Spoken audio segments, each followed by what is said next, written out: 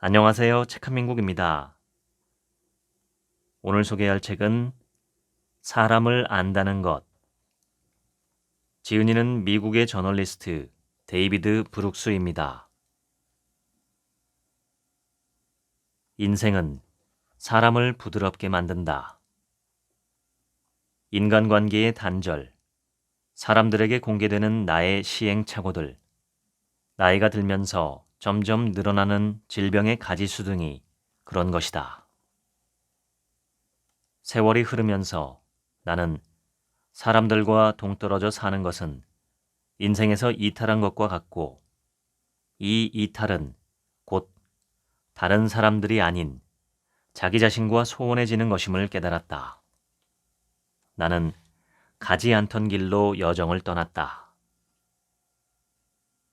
상처받을 위험을 감수하면서 사람들과 부대끼는 쪽을 선택했으며 내 감정을 더 많이 공식적으로 표현했다.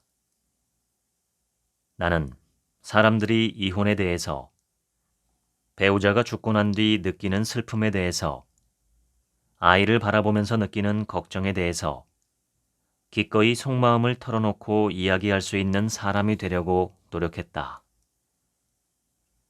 그러다 보니 내면에서 변화가 일어났다. 인생의 목표도 바뀌었다.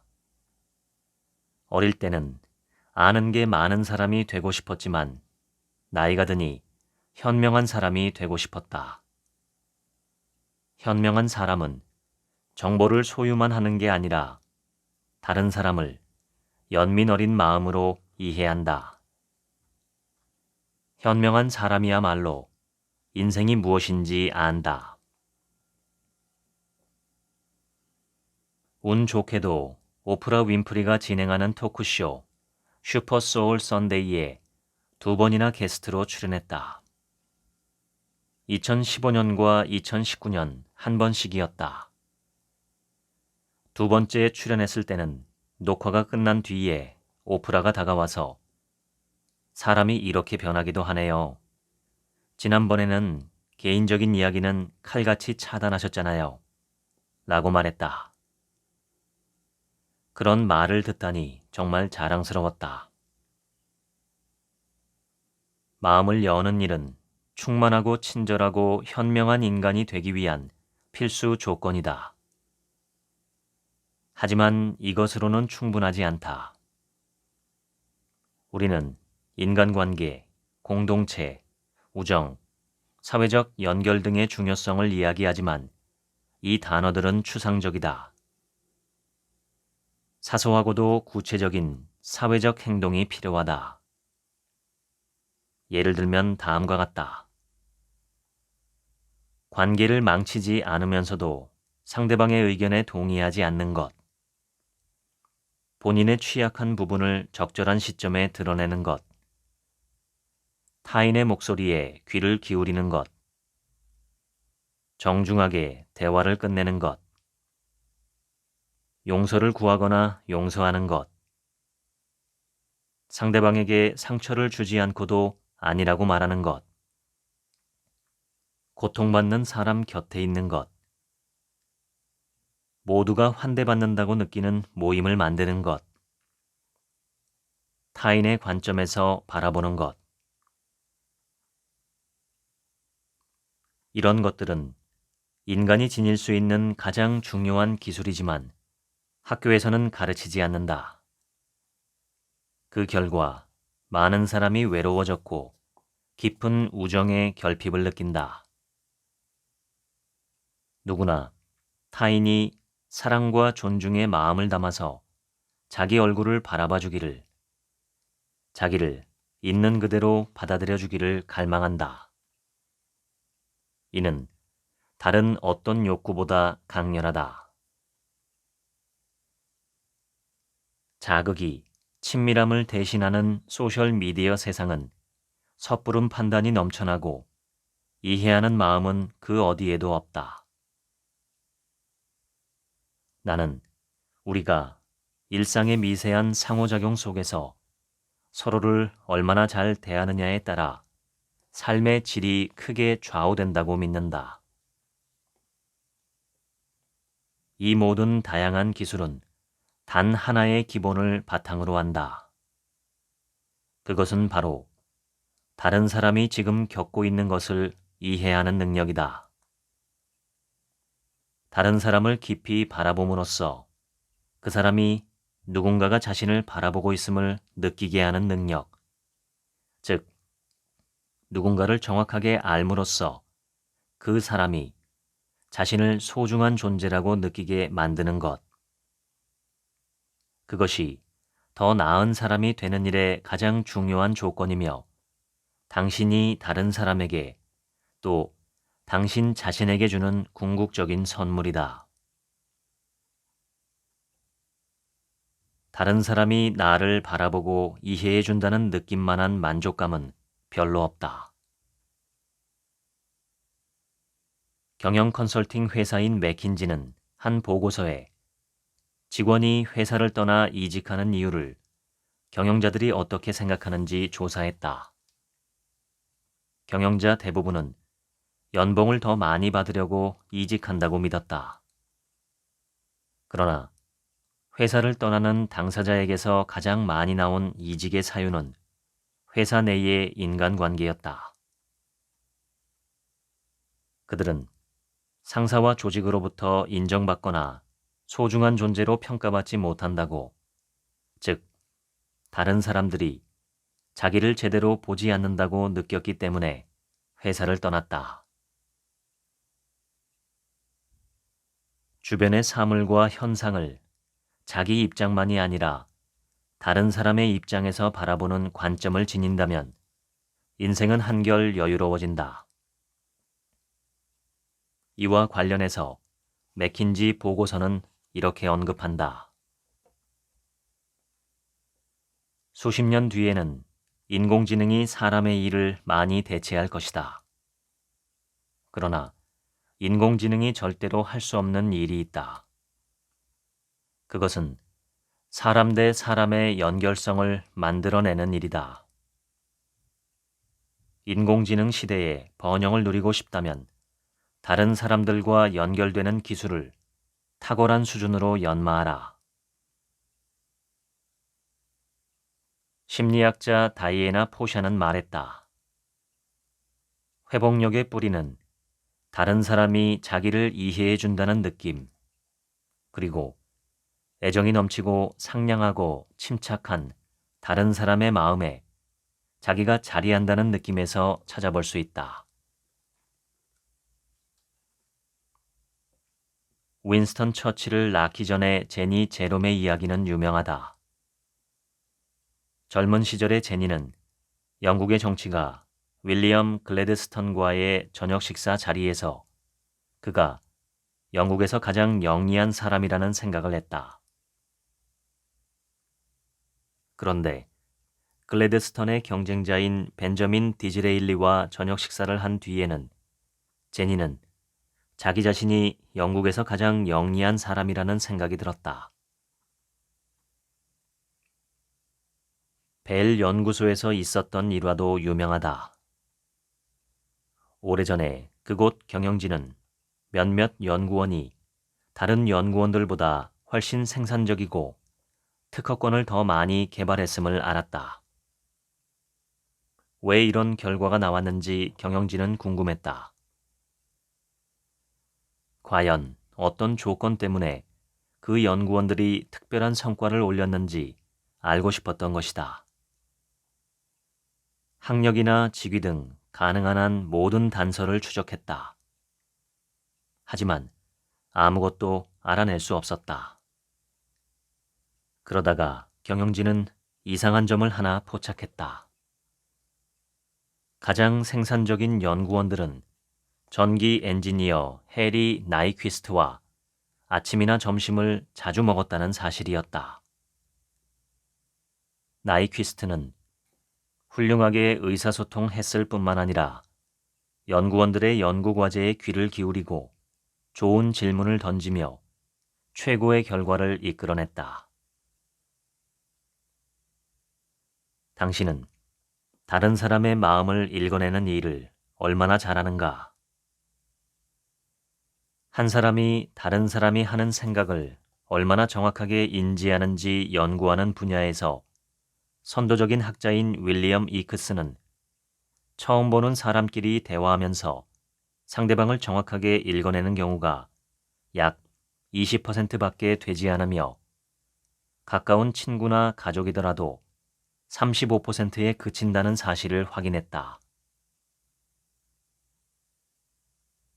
무엇보다 흥미로운 사실은 결혼한 지 오래된 부부일수록 서로의 마음을 읽는 정확도가 떨어진다는 것이었다. 심리치료사이자 저술가인 메리 파이퍼는 언젠가 나에게 말했다. 다른 사람을 진정으로 이해하고 또 그들이 하는 경험을 함께하는 것. 이것이 세상에서 가장 중요한 일이랍니다. 다른 사람을 보지 못하는 첫 번째 이유는 우리가 너무 자기중심적이기 때문이다. 우리는 온통 나 자신에게만 관심을 가진다. 다른 사람을 궁금해하지 않는다. 다른 사람을 보지 못하는 두 번째 이유는 자기 머릿속에 소음이 너무 많아서 다른 사람의 마음에서 일어나는 일을 들을 수 없기 때문이다. 순진한 현실주의는 자신에게 보이는 세상이 객관적이라고 믿으며 따라서 모든 사람이 자신이 바라보는 것과 똑같은 실체를 바라본다고 가정하는 태도다. 순진한 현실주의에 사로잡힌 사람들은 제 관점에 갇힌 나머지 다른 사람이 다른 관점을 지님을 알지 못한다. 강가에 있는 남자 이야기는 당신도 들어봤을 것이다. 강 건너편에 있는 여자가 그에게 강 반대편으로 가려면 어떻게 가야 하나요? 라고 묻자 그 남자는 지금 강 반대편에 있잖아요. 그냥 거기 있으면 돼요. 라고 대답한다. 다른 사람의 머리에 떠오르는 모든 생각에는 접근할 수 없다. 다른 사람이 소리내어 말하는 것, 즉, 그 사람이 접하는 생각 가운데 일부만 접할 수 있다. 그러다 보니 우리는 스스로가 다른 사람들보다 훨씬 더 복잡한 생각, 더 깊고 더 흥미로우며 더 미묘하고 더 고차원적인 생각을 한다고 인식한다. 시장조사원이나 여론조사원, 사회과학자는 사람의 행동을 관찰하고 설문지 문항을 설계하고 사람에 대한 자료를 수집한다. 이것은 개인을 바라보고 파악하기에는 끔찍한 방법이다.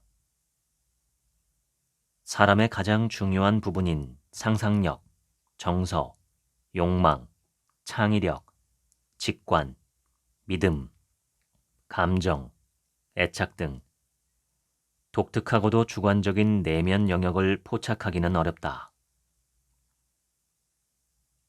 방법은 하나다. 일반화한 집단이 아닌 개인의 생각과 감정에 초점을 맞추어야 한다. 개개인은 모두 헤아릴 수 없을 정도로 신비롭다.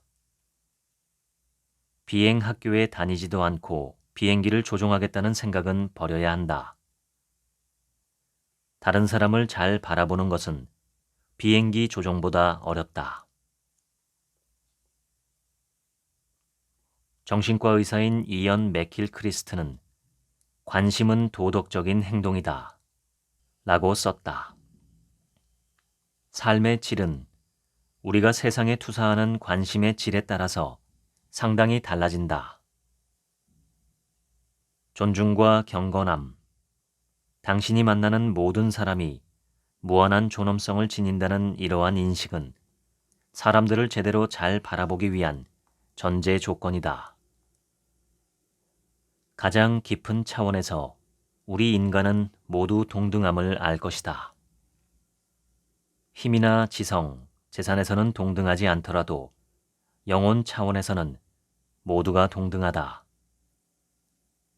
만약 당신이 마주치는 사람 하나하나를 모두 소중한 영혼으로서 바라본다면 당신은 그들을 소중하게 대하게 될 것이다. 소설가 올가 토카르추크는 노벨상 수상 연설에서 말했다. 부드러움은 다른 존재를 향한 깊은 감정적 관심이다. 문학은 자기 아닌 다른 존재를 향한 부드러움을 바탕으로 한다. 루트비히 구트만 박사는 1939년 나치 독일을 탈출한 독일의 유대인이었는데 영국에 있는 한 병원에서 일자리를 얻었다. 하반신 마비 환자를 돌보는 병원이었고 환자는 대부분 전쟁터에서 다친 군인들이었다. 병원은 환자들에게 강력한 진정제를 주사해서 침대에서 벗어나지 못하게 했다.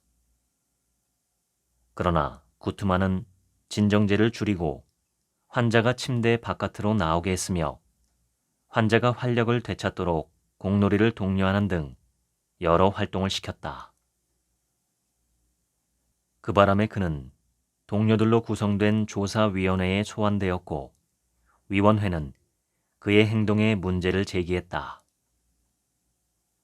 한 의사는 구트만에게 물었다. 저 사람들은 그저 죽어가는 장애인들인데 당신은 저 사람들이 뭐라고 생각합니까? 구트만은 대답했다. 최고의 남자들이죠.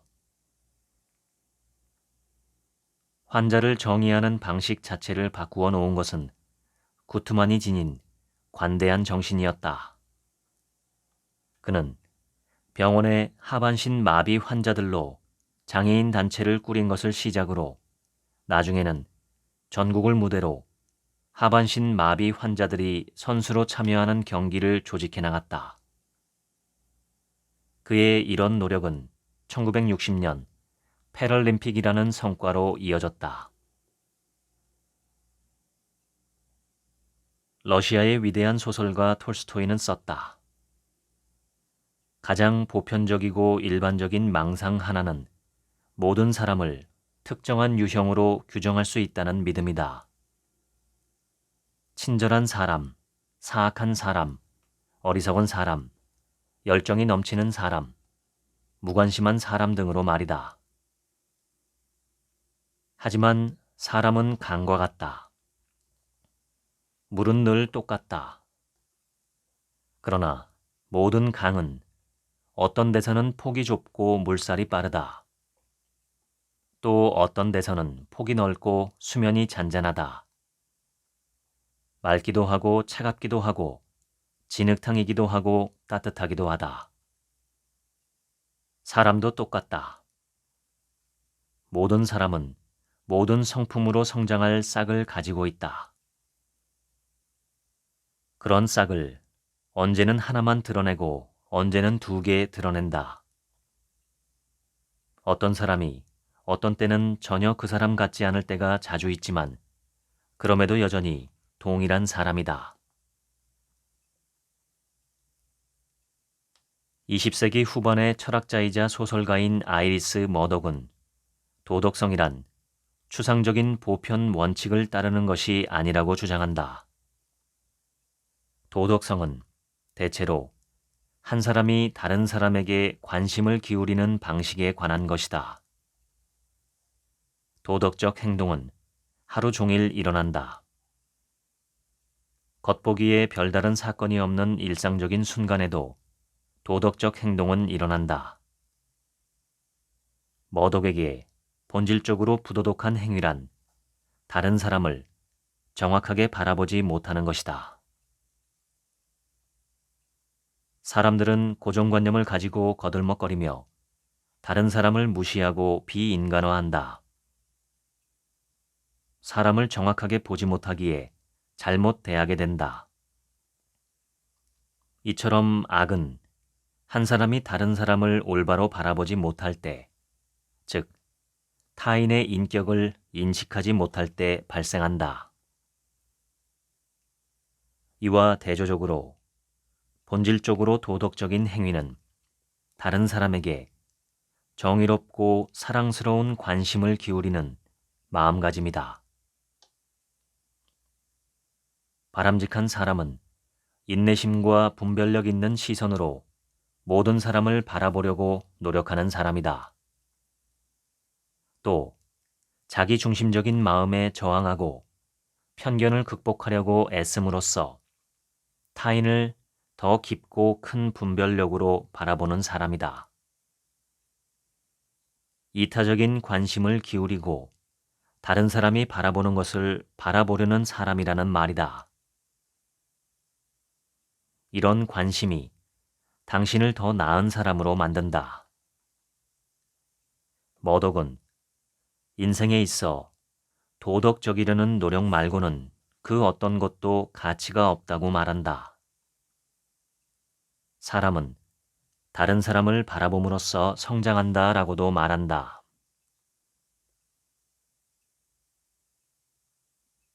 인생과 마찬가지로 심리치료에서는 상대방을 바라보는 관점이 모든 것이다.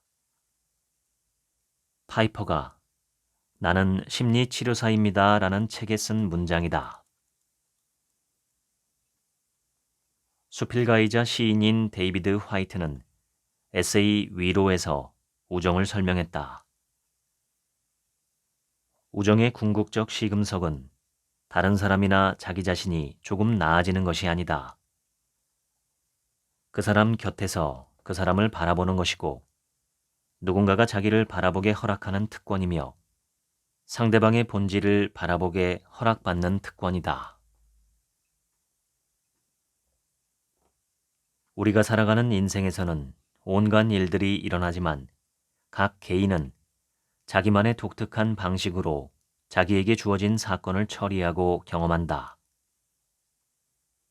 소설가이자 비평가인 올더스 헉슬리는 경험은 당신에게 일어나는 사건이 아니라 당신에게 일어난 사건에 대한 당신의 행위다 라는 통찰로 핵심을 찔렀다. 다시 말해, 현실에는 두 가지 층이 있다.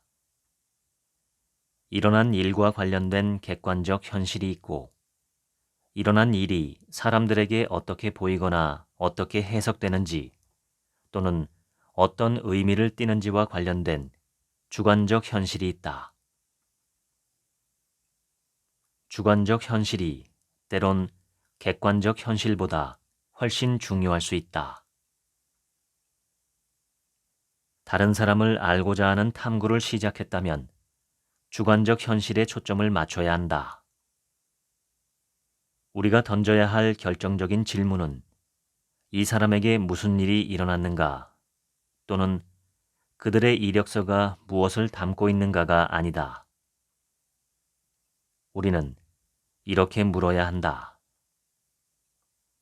그는 일어난 일을 어떻게 해석하는가? 그는 사물을 어떻게 바라보는가? 그는 자기의 현실을 어떻게 구성하는가? 모든 사람이 동일한 행사에 참석한다고 해도 각자 저마다 다른 경험을 하게 된다. 우리는 사물을 있는 그대로 바라보지 않고 자기 모습대로 바라본다. 다른 사람을 잘 바라보고 또 잘 이해하고 싶은가? 그렇다면 자기가 무엇을 바라보는지 알아야 한다. 당신이 만나는 모든 사람은 자기 인생에서 맞닥뜨리는 온갖 사건을 가지고서 오랜 시간에 걸쳐 개인적인 세계관을 만들어낸 창의적 예술가다. 우리는 자기 눈으로 세상을 바라보는 게 아니라 자기가 살아온 인생 전체로 세상을 바라본다. 인지과학자들은 사람을 바라보는 이런 관점을 구성주의라고 부른다. 객관적인 현실이 존재하지 않는다는 말이 아니라 사람이 현실에 오로지 주관으로만 접근할 수 있다는 말이다. 시인 존 밀턴은 마음은 자신만의 장소이며 제 스스로 천국을 지옥으로 만들 수도 있고 지옥을 천국으로 만들 수도 있다라고 했다. 조지 버나드 쇼의 다음 말은 전적으로 옳다. 인생은 자기를 찾아가는 과정이 아니다. 자기를 창조하는 과정이다. 당신의 인생을 바꾸어 놓을 노력을 어디서부터 시작할까? 바로 대화다. 모든 사람은 저마다 자기만의 관점을 가지고 있다. 한 사람을 알기 위해서는 우선 그가 사물을 어떻게 바라보는지 물어야 한다. 그의 머릿속에서 무슨 일이 일어나는지 혼자 아무리 상상해 봐야 효과가 없다. 직접 물어봐야 한다. 그러니 그와 대화를 나누어야 한다. 다른 사람의 말을 깊이 새겨 듣는 일만큼 중요한 것은 없다. 훌륭한 대화자는 재미있는 이야기를 할 줄 아는 사람이라고 여긴다. 그런데 이런 사람은 이야기꾼이지 대화를 잘하는 사람이 아니다. 훌륭한 대화자는 다양한 주제에 대해 날카로운 통찰력을 제공하는 사람이라고 여긴다. 그러나 이런 사람은 강연자이지 대화를 잘하는 사람이 아니다. 훌륭한 대화자는 쌍방향 소통을 끌어내는 데 달인이다. 훌륭한 대화자는 서로를 이해시키는 상호 탐색을 유능하게 이끄는 사람이다. 아서 벨푸어는 영국의 정치가로 벨푸어 선언으로 유명하다. 벨푸어의 친구 존 버커는 벨푸어를 두고 말을 가장 잘하는 사람이라고 망설이지 않고 지목할 수 있는 사람이라고 했다. 벨푸어의 특별한 화술은 멋진 문구나 경구를 줄줄이 읊는 게 아니다. 벨푸어는 수줍은 사람이 머뭇거리며 뱉은 말에서도 예상치 못한 가능성을 발견하고 파고들어서 자기가 인류의 지혜에 상당히 기여했다고 느끼게 했다. 그는 손님이 하는 말의 뜻을 헤아리고 손님이 우연히 뱉은 단어의 중요한 의미를 포착했으며 손님이 최선으로 발언하게끔 격려했다. 손님들은 구름 위에 둥둥 떠 있는 듯한 기분 좋은 시간을 보내곤 했다. 좋은 대화란 대화를 나누는 사람들이 공동으로 무언가를 탐구하는 행위다. 사람들은 자기가 대화를 한다고 생각하지만 실제로는 강의를 한다. 아이들은 직설적인 질문을 두려워하지 않는다. 하지만 청소년기의 어느 시점에서 친밀감을 잃기 시작한다. 자기 감정을 드러내거나 개인 신상을 들추면 안 된다는 메시지, 있는 모습 그대로를 세상에 드러내면 미움받을 거라는 메시지를 사회가 전하기 때문은 아닐까. 좋은 질문을 던지는 일은 사람을 취약하게 만든다. 자신이 모른다는 사실을 인정해야 하기 때문이다. 누구나 자신은 충분히 영리해서 타인의 마음속에서 무슨 일이 일어나는지 얼마든지 상상할 수 있다고 생각한다. 그러나 드러난 증거로 판단하자면 그런 상상은 대부분 틀렸다. 단연코 최악의 질문은 권력을 암시하는 질문들, 상대를 평가하고 판단하려는 질문들이다. 어떤 대학을 다녔는지, 무슨 동네에 사는지, 직업이 무엇인지 묻는 것들 말이다. 이런 질문이 의도하는 바는 단 하나다. 나는 지금 당신을 평가하고 판단하려 한다. 자기를 드러내려는 인간적인 욕구는 강력하다. 심리학자 이선 크로스의 말이다. 하버드 대학교의 신경과학자들이 2012년 발표한 논문에 따르면 사람들은 돈을 받는 것보다 자기 정보를 공유하는 데서 더 큰 즐거움을 느낀다. 저널리스트로서의 경력을 쌓으면서 살아온 나도 누구에게든 정중하게 묻기만 한다면 그 사람은 놀라울 정도로 솔직하게 자신에 대해 들려준다는 사실을 안다. 커다란 질문을 던진 다음에 상대가 들려주는 이야기를 하염없이 듣곤 했다. 듣고, 듣고, 듣고, 또 들어라. 당신이 이렇게만 하면 사람들은 기꺼이 자기 말을 할 것이다. 왜냐하면 평생 그들이 하는 말에 귀를 기울이는 사람이 없었기 때문이다. 한 명 한 명이 모두 수수께끼다. 수많은 수수께끼로 둘러싸여 있을 때는 질문하며 살아가는 것이 최고다. 반 데어 콜크는 썼다. 자기 인생의 중요한 사람들이 자기를 지켜보고 자신의 말에 귀를 기울인다는 사실을 아는 것만으로도 사람들은 평온과 안전을 느낀다. 반면 무시당하거나 배척당할 때는 분노가 촉발되고 정신적으로 붕괴된다. 궁극적으로 사회에 만연한 슬픔과 비인간화는 감정적, 육체적 폭력으로 이어진다. 끔찍한 총기 난사 사건을 저지른 수많은 청년을 보라. 그들은 유령이다. 학교에서 아무도 그들을 모른다. 총기 난사자의 선생님을 인터뷰하는 영상을 보면 그 학생을 기억하지 못하는 경우도 많다.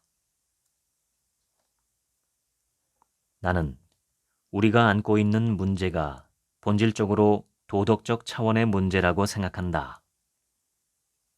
우리는 한 사회의 구성원으로서 서로를 친절하고 관대하게 대하는 기술과 성향을 길러내는 데 실패했고 그 결과가 지금 우리가 맞닥뜨린 문제다.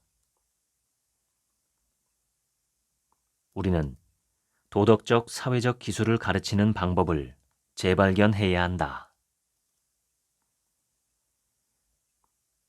모든 대화는 공식적 대화와 실제 대화라는 두 가지 차원에서 이루어진다. 공식적 대화는 정치, 경제, 직장 문제 등 통상적으로 논하는 모든 주제에 대해서 우리가 하는 말로써 표현된다. 이와 달리 실제 대화는 대화할 때 전달되는 당사자들의 감정 흐름에 따라 발생한다. 당신이 무슨 말을 하든 상대방은 그 말에서 더 안전하다고 느끼거나 더 위협받는다고 느낀다. 대화의 성패를 좌우하는 것은 바로 두 사람 사이에 오가는 감정의 총합이다. 맨 먼저 할 일은 상대방 입장에서 세상이 어떻게 보이는지 온전하게 이해하는 것이다. 그 다음에 할 일은 방금 들은 이야기로 깊이 들어가서 상대방이 더욱더 강력하게 자기 주장을 하도록 독려하는 것이다. 이런 맥락에서 유용한 스코틀랜드 단어가 있다. ken, K-E-N, 시야이다. beyond your ken, 당신이 이해할 수 있는 범위 바깥이라는 관용구로 익숙한 단어일지도 모르겠다. 선원들이 쓰던 단어인데 수평선까지의 시야 범위를 설명할 때 사용되었다. 어려운 대화를 훌륭하게 나누려면 상대방의 시야로 들어가야 한다. 그러면 당신이 상대방을 이해하고 싶어 한다는 사실만큼은 전할 수 있다. 이는 존중의 강력한 표현 방법이 된다. 결정적 순간의 대화에서 저자는 어떤 대화에서든 상대를 존중하는 태도는 공기 같은 것이라고 지적한다. 그것이 있다는 사실을 알아차리기는 어렵지만 그것이 없다는 사실은 누구나 알아차릴 수 있다. 어려운 대화가 어려운 이유는 대화의 두 당사자가 인생을 살아온 환경이 다르며 이 두 사람은 대화 속에서 전혀 다른 현실을 구성하기 때문이라는 점이다. 그들은 같은 세상에 다른 의견을 가질 뿐 아니라 각자 다른 세상을 바라본다. 경찰관은 신발을 들고 있을 때보다 총을 들고 있을 때 자기 앞에 있는 용의자가 총을 들고 있다고 생각할 가능성이 높다. 사람들은 세상을 있는 그대로가 아니라 자기가 생각하는 대로 인식한다. 세상은 논리로 흐르지 않는다. 그랜트 스터디라는 유명한 연구가 있다.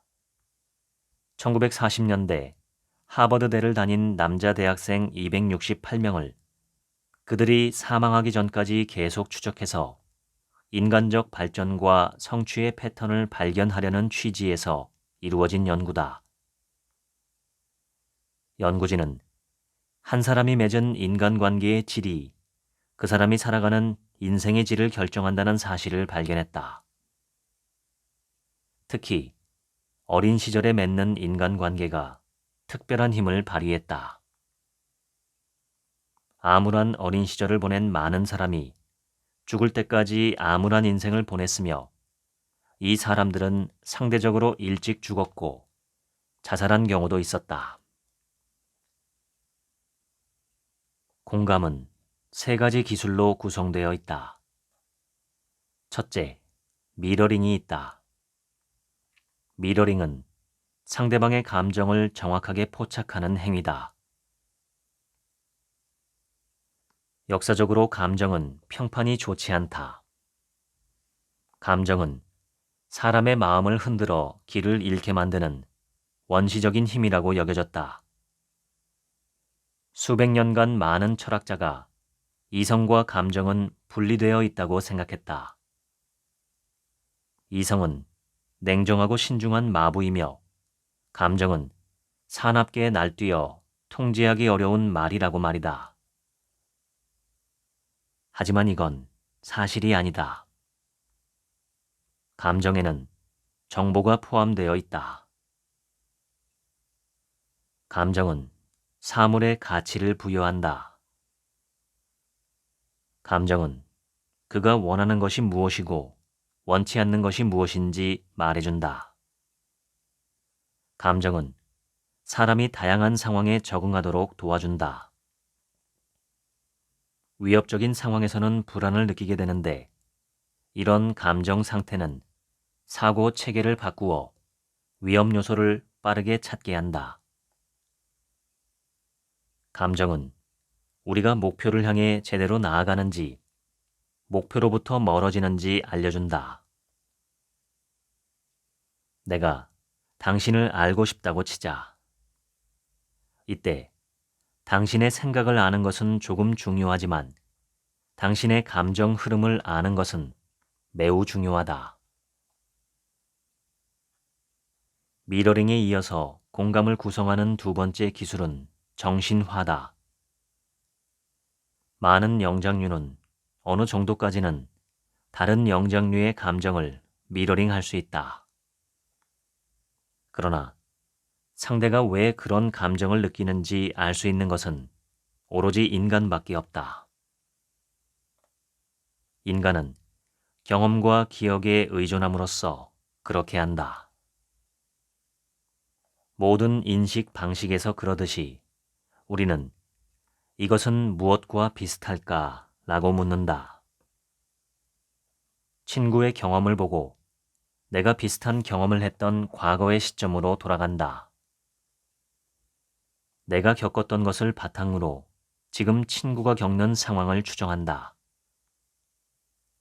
이는 18세기 철학자이자 경제학자인 애덤 스미스가 투사적 공감이라고 부른 것으로 본인의 기억을 앞에 있는 타인의 상황에 투사하는 행위다. 이럴 때 우리는 한층 높은 수준의 공감을 하게 된다. 이 정신화 기술을 잘 연습하면 다른 사람의 복잡한 감정을 꿰뚫어 볼 수 있다.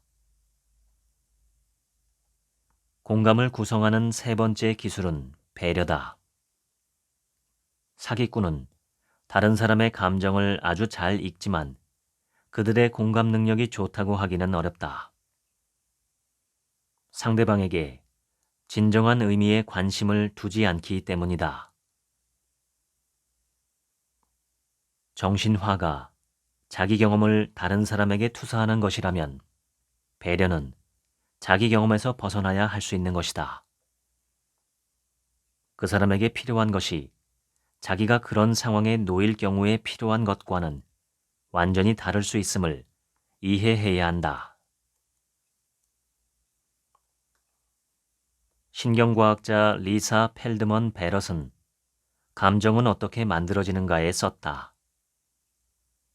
일상생활에서 보고 듣는 것이 당신이 느끼는 것에 영향을 준다고 생각할 수 있지만 대부분은 그 반대다. 당신이 느끼는 것이 보고 듣는 것을 바꾼다. 타인을 신뢰하고 공감할 만한 존재로 보고 안전하다고 느끼는 사람은 세상을 한층 개방적이며 행복한 곳으로 바라본다. 우리는 세상이 자비롭다고, 인생은 스스로 통제할 수 있다고, 세상의 모든 일에는 다 이유가 있다고, 또 스스로가 좋은 사람이므로 좋은 일만 일어날 거라고 믿는 경향이 있다. 그러나 고통과 상실은 이 모든 믿음을 박살낸다. 텍사스 대학교의 심리학자 제임스 페네 베이커는 수십 년간 자기를 자유롭게 표현하는 글쓰기 훈련을 가르쳐 왔다. 공책을 펼치고 20분 뒤 알람이 울리도록 설정하라. 자신의 감정 경험을 글로 써라. 글을 잘 쓸 필요는 없다. 그냥 마음이 흘러가는 대로 쓰면 된다. 오로지 자기만 볼 거리라고 생각하고 써라. 그리고 마지막에는 그렇게 쓴 글을 버려라. 이 글쓰기 수업 참여자들이 하는 이야기는 날 것이고 일관성이 없다.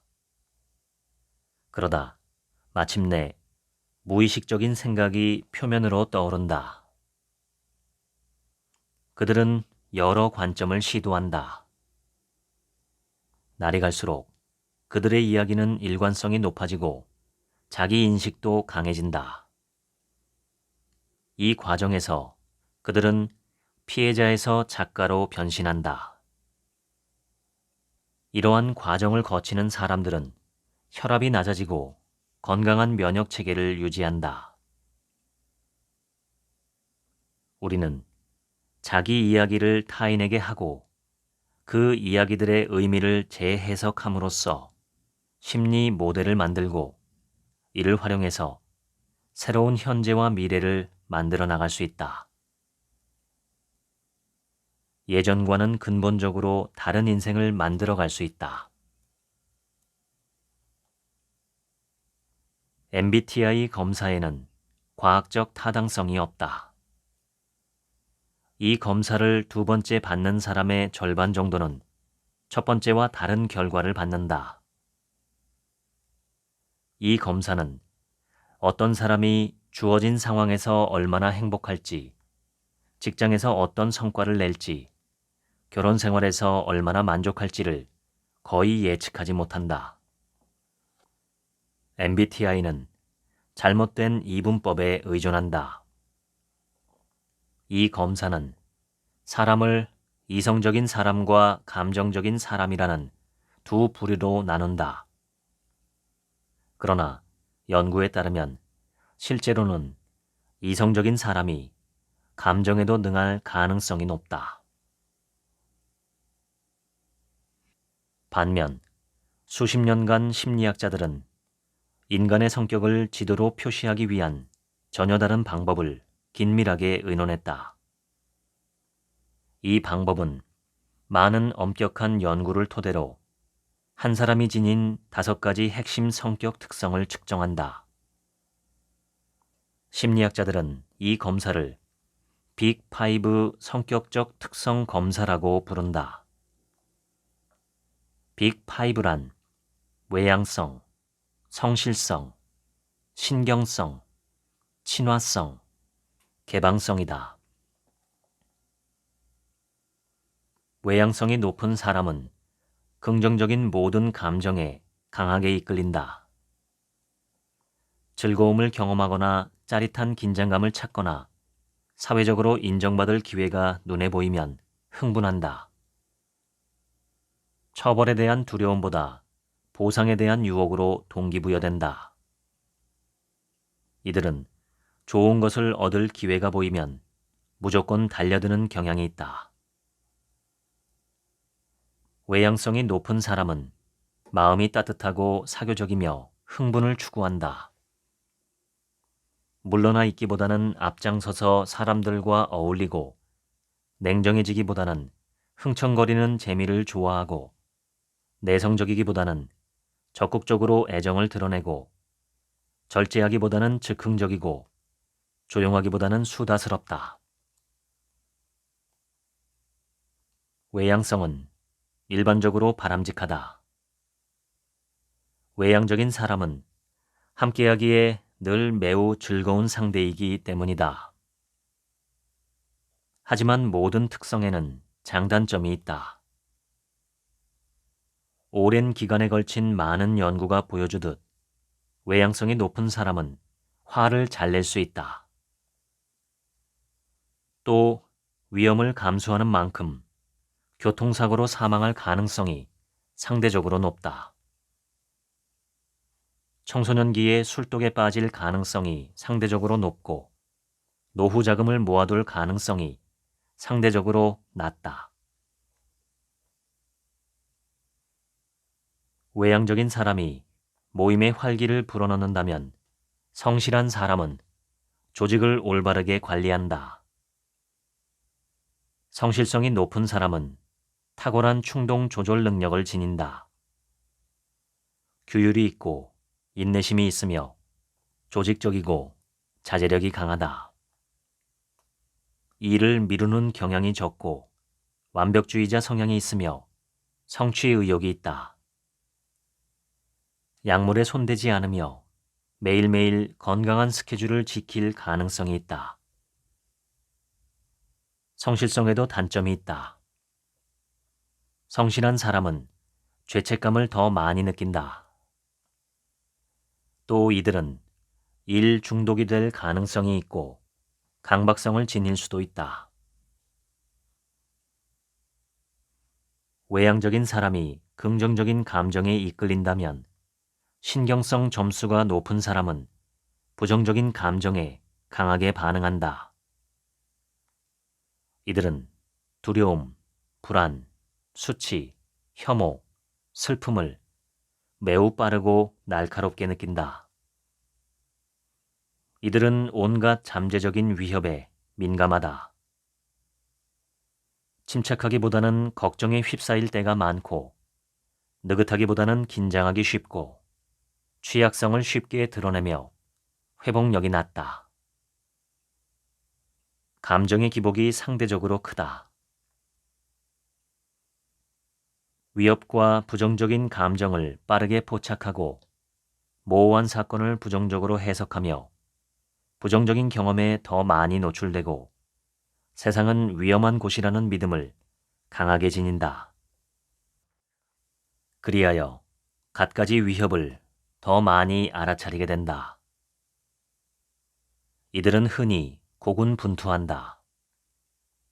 신경성은 우울증, 섭식장애, 스트레스 장애 등과 관련이 높다. 이들은 의사를 더 자주 찾는다. 직업 성취도가 낮고 대인관계가 힘들 가능성이 높다. 하지만 신경성에도 장점이 있다. 신경성은 특정한 사회적 역할을 수행하도록 준비시킨다. 당신이 속한 공동체가 위험에 처한다고 치자. 이때 이런 사실을 조금이라도 일찍 발견하는 예언자가 있다면 얼마나 큰 도움이 되겠는가. 친화성 점수가 높은 이들은 다른 사람과 잘 어울린다. 이들은 인정이 많고 생각이 깊으며 남을 돕고 협조적이다. 사람을 신뢰하고 친절하다. 거칠기보다는 부드럽고 냉정하기보다는 상냥하고 무례하기보다는 정중하며 복수하기보다는 용서하는 경향이 있다. 친화성이 높은 사람은 이혼율이 낮으며 성생활에서도 높은 점수를 받는다. 친화성이 타인과 맺는 관계를 설명한다면 개방성은 정보와 맺는 관계를 설명한다. 이 부문에서 높은 점수를 받는 사람들은 새로운 경험과 새로운 발상을 시도하겠다는 동기로 강력하게 무장되어 있다. 관습적이기보다는 혁신적이고 선형적이기보다는 상상력이 넘치며 폐쇄적이기보다는 호기심이 많다. 이들은 정해져 있는 이념을 강요하지 않고 이런저런 주제를 돌아다니면서 인지적 탐구를 진정으로 즐기는 경향이 있다. 화가와 시인은 개방성을 철저하게 실천하는 사람들이다. 이 5가지 특성에서 점수가 얼마나 나올지 궁금하다면 인터넷에서 해당 질문지를 찾아서 검사해 보면 된다. 성격은 변하지 않는다는 인식이 여전히 널리 받아들여지고 있지만 최근에 이루어진 연구 결과는 이런 통상적인 발상과 매우 다르다. 200개가 넘는 중재 연구를 검토한 글에서 성격적 특성, 특히 신경증은 임상적 개입을 통해 수정될 수 있다고 밝혀졌으며 이때 변화는 짧게는 6주 만에 나타난다. 일반적으로 사람들은 나이가 들수록 더 나은 인간으로 변해간다. 더 상냥해지고 더 성실해지며 감정적으로 더 안정적으로 바뀐다는 말이다. 사람들은 흔히 자기가 얼마나 많이 바뀌고 있는지 모른다. 심리학자 데니얼 길버트가 한 말은 유명하다. 인간은 여전히 만들어지고 있는 작품인데 정작 본인은 자기가 완성된 작품이라고 여긴다. 우리는 또한 삶의 환경이 바뀌려면 자아의식을 전면적으로 쇄신해야 한다는 점을 쉽게 잊는다. 여기에 대해서는 칼 융이 말했다. 우리는 인생의 아침이라는 프로그램에 맞춰서 인생의 오후를 살 수 없다. 아침에 위대하던 것이 저녁에는 사소한 게 되어 있고 아침에 진실이던 것이 저녁에는 거짓이 되어 있기 때문이다. 결국 우리는 이 진화 과정에 놓여 있는 자기 자신을 인식해야 한다. 성장이란 하나의 사고방식에서 벗어난 다음에 다른 사고방식으로 녹아드는 과정이다. 미래의 자기는 이제 예전의 자기가 아니게 된다. 자기의 모습을 받아들이려면 자기가 놓인 현실을 새로운 의식으로 새롭게 구성해야 한다. 어떤 유명한 사람이 말했듯이 어떤 문제를 해결해야 할 때 그 문제를 만들어낸 의식과 똑같은 수준의 의식으로는 그 문제를 해결할 수 없다. 심리학자 니콜러스 애플리는 시카고 대학교의 연구실로 전철을 타고 출근하고 있었다. 행동 심리학자인 그는 사회적 연결이야말로 행복, 성공, 건강, 인생의 수많은 이점을 만드는 최고의 원천임을 알았다. 인간은 소통을 좋아하는 사회적 동물이니까. 그런데 그날 애플리는 전철에서 사람들을 둘러보고는 충격을 받았다. 누군가와 말하고 있는 사람이 아무도 없었기 때문이다. 사람들은 모두 휴대전화만 바라보고 있었다. 애플리는 생각했다. 왜 이들은 자기를 가장 행복하게 만들어주는 일을 하지 않을까? 나중에 애플리는 몇 가지 실험을 했는데 그 실험에서 그는 사람들이 출근하고 있는 다른 사람과 대화를 나누도록 유도했다. 그리고 목적지에 도착했을 때 그들에게 다가가서 통근길이 어땠는지 물었다. 긍정적인 대답이 압도적으로 많았다. 외향적인 사람뿐만 아니라 내향적인 사람조차도 누군가와 이야기를 나누며 보내는 통근길이 휴대전화에 머리를 쳐박고 보내는 통근길보다 훨씬 재미있더라고 대답한 것이다. 그런데 왜 사람들은 이야기를 더 많이 하지 않을까? 애플리는 수수께끼의 대답을 찾아냈다.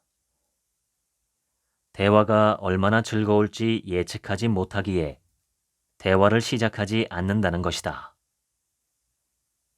사람들은 다른 사람이 가진 대화의 욕망을 과소평가하고 대화를 통해서 자기가 배울 지식과 교훈을 과소평가하며 또 다른 사람들이 얼마나 개인적인 감정을 나누고 싶어 하는지 과소평가한다. 사람들은 실제로 다른 사람이 자기를 바라보고 자기가 하는 말에 귀를 기울이고 또 자기를 이해해 주기를 간절히 바란다. 심리학자 제롬 브루너는 사고방식을 패러다임 모드와 내러티브 모드로 구분한다. 패러다임 모드는 분석적이며 자기 주장을 한다. 이는 데이터를 모으고 증거를 수집하며 가설을 제시하는 사고방식이다. 패러다임 모드는 데이터를 이해하고 제안을 뒷받침하는 설명과 주장을 하고 또 전체 추세를 분석하는 데 유용하다. 그러나 어떤 개인을 개인적인 차원에서 바라보기에는 적합하지 않다. 반면 내러티브 모드는 자기 앞에 있는 독특한 개인을 이해하는 데 필요하다. 이야기는 한 사람의 성격이 가진 개성과 시간이 지남에 따라서 나타나는 그 사람의 변화를 보여준다. 또한 이야기는 1000가지나 되는 작은 영향들이 모여서 한 사람의 인생을 어떻게 형성하는지, 어떤 사람이 어떻게 고군분투하는지, 그 사람의 인생이 행운이나 불운으로 인해 어떻게 달라지는지 알려준다. 누군가가 당신에게 인생 이야기를 들려줄 때 당신은 그 사람에 대해서 한층 개인적이고 복잡하며 매력적인 이미지를 가지게 된다. 그래서 나는 다른 사람과 대화할 때 패러다임 모드가 아니라 최대한 내러티브 모드가 되도록 노력한다. 나는 이제 땡땡에 대해서 어떻게 생각합니까? 라고 묻는 것에 만족하지 않고 어쩌다가 땡땡을 믿게 되었습니까? 라고 묻는다. 이 질문은 사람들로 하여금 어떤 사건 때문에 지금과 같은 생각을 하게 되었는지 이야기하도록 유도하는 틀이다. 마찬가지로 나는 사람들에게 어떤 가치관을 가지고 있느냐고 묻지 않고 지금 당신의 가치관을 심어준 사람에 대해 들려주세요 라고 한다. 이런 질문이 깊은 이야기를 이끌어낸다. 개인적인 이야기를 만들어내는 것은 의미 있는 삶을 영위하는 데 결정적이다. 자기 인생에서 일어난 사건들을 일관성 있는 하나의 이야기로 구성해서 의미를 부여할 수 없는 사람은 안정적인 정체성을 지녔다고 말할 수 없다. 덴마크 작가 카렌 블릭센도 그 어떤 슬픔이라도 이야기에 담아낼 수만 있다면 견딜 수 있다 라지 않았던가. 심리학자 제임스 마샤는 정체성 형성에 4가지 수준이 있다고 주장한다. 가장 건강한 사람은 정체성 성취 상태에 도달한다. 이들은 여러 정체성을 탐구하고 자기에 대해서 다양한 이야기를 한 끝에 마침내 제대로 작동하는 영웅적 정체성에 도달했다. 이 수준에 다다르지 못한 사람들은 정체성 유실 상태에 놓인다. 이들은 인생 초기에 일찌감치 자기 정체성을 마련했다. 예를 들면 나는 부모님을 이혼하게 만든 아이다 라거나 나는 고등학교 때 잘 나가던 스타였다가 그런 것들이다. 이들은 이런 정체성만을 고집하면서 업데이트하지 않는다. 정체성 혼미 상태에 놓인 사람도 있다.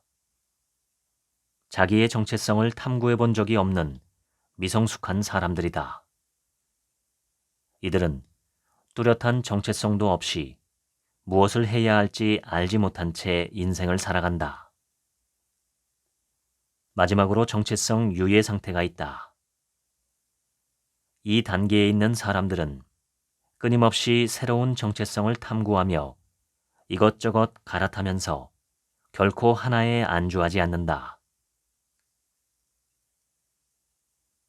누군가의 인생 이야기를 들을 때 내가 생각하는 것은 이 이야기는 어떻게 구성되는가다.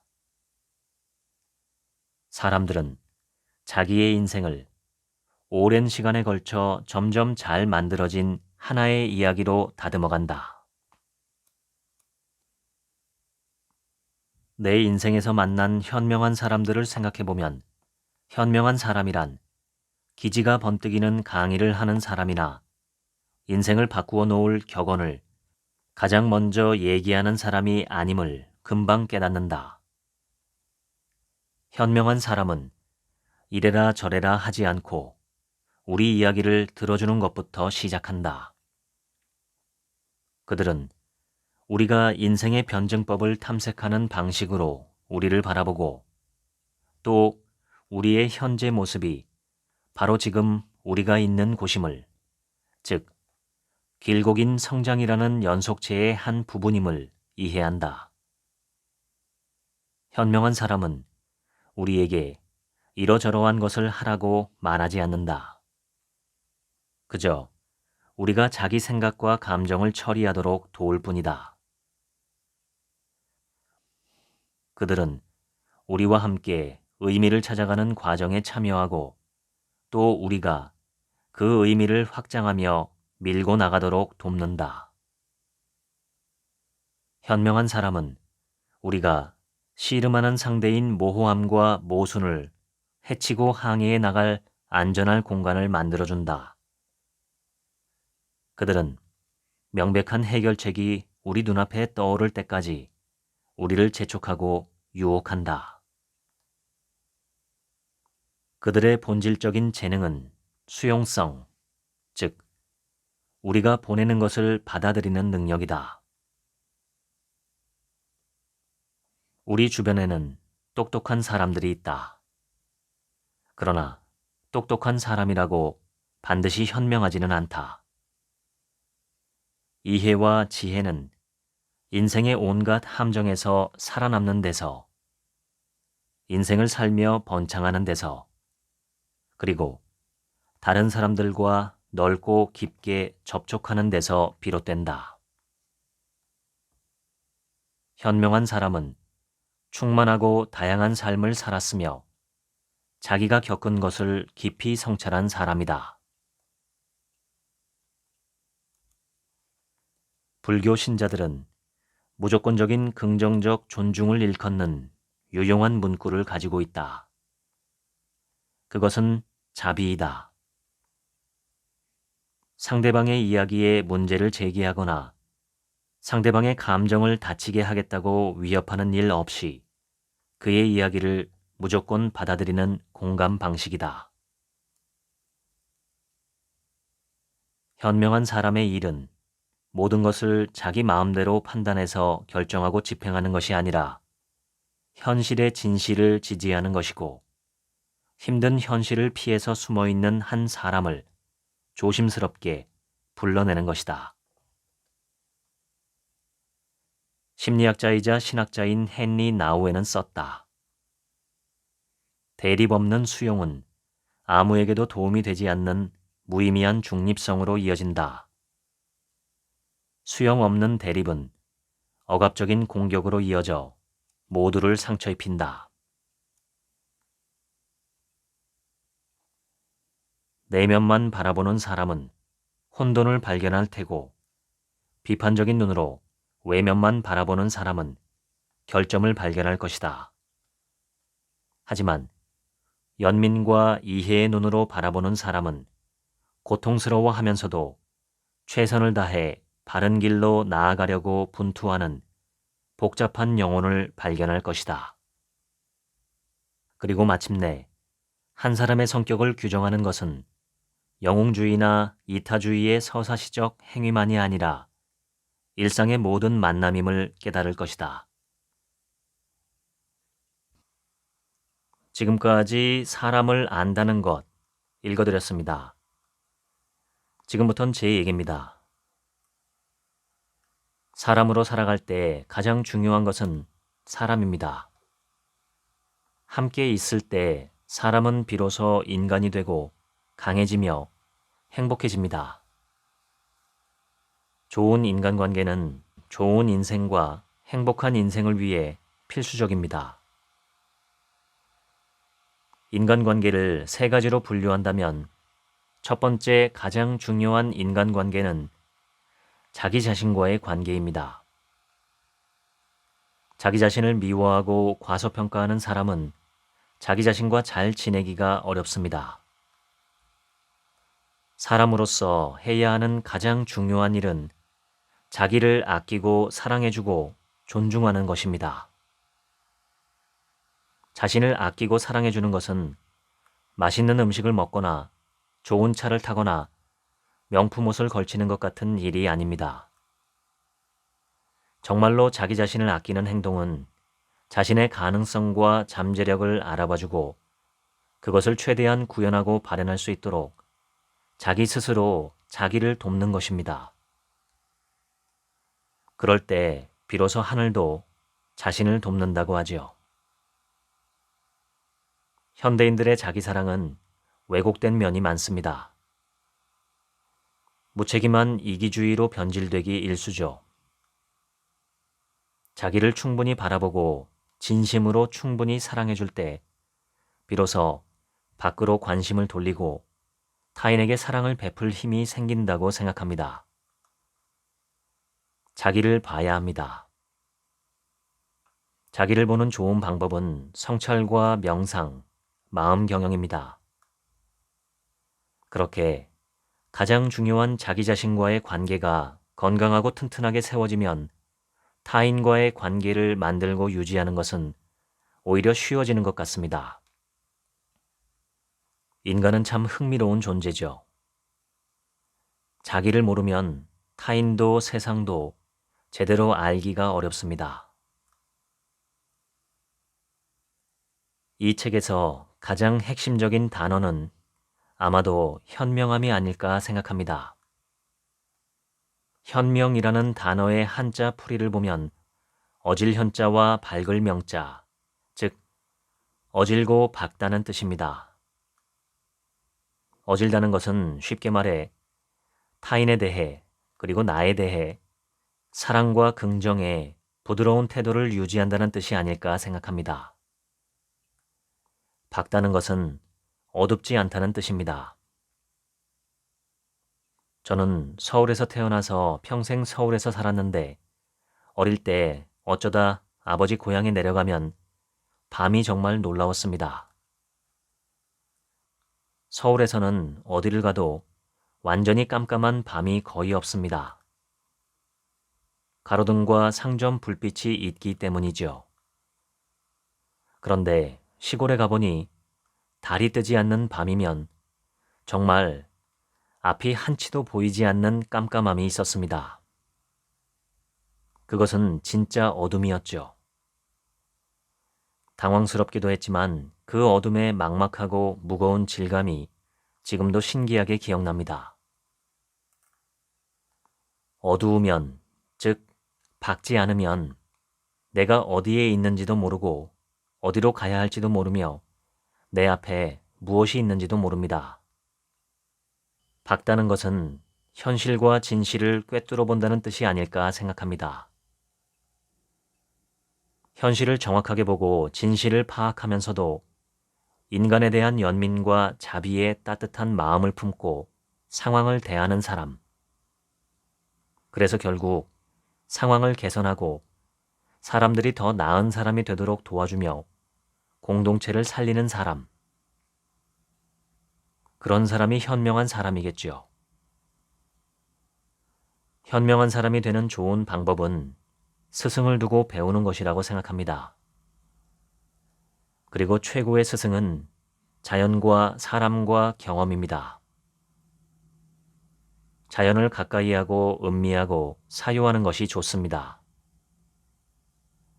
또한 여러 사람 중에서 나보다 더 뛰어난 사람을 선생으로 모시고 배우는 것은 정말 특별한 행운입니다. 거인의 어깨를 딛지 않고 멀리 내다본 사람은 역사상 거의 없었습니다. 현명한 사람이 되고자 하는 사람이라면 평생 좋은 스승을 찾아 배우려는 노력을 멈춰서는 안 됩니다. 그리고 우리가 평생 날마다 마주하는 모든 경험은 우리의 스승입니다. 철학은 결국 지혜로 향하는 길을 찾고 날마다 그 길을 걸어가는 것입니다. 지혜로 향하는 커다란 두 갈래 길이 있는데 하나는 이성주의, 다른 하나는 경험주의입니다. 이성주의는 이성적 사고를 통해서 지혜에 도달할 수 있다는 것이고, 경험주의는 우리가 날마다 하는 경험에서 지식을 추출해서 지혜로워질 수 있다는 것입니다. 둘은 서로를 배격하는 것이 아니라 보완적인 것이라고 저는 생각합니다. 이성과 경험 모두를 통해서 혹은 그 이상의 다른 어떤 것을 통해서라도 우리는 날마다 지혜로워지는 것이 좋습니다. 경험의 많은 부분은 사람이 차지하고 있습니다. 현명과 행복의 길은 자연과 사람이라는 두 날개, 두 스승이 있어야 올라갈 수 있습니다. 인간다운 연민의 마음과 인간다운 이성의 힘, 이 두 가지 모두를 힘써 키우시는 당신이 되시면 좋겠습니다. 저도 그렇게 되고 싶습니다. 지금까지 책 한 민국의 하루치 생각이었습니다. 감사합니다.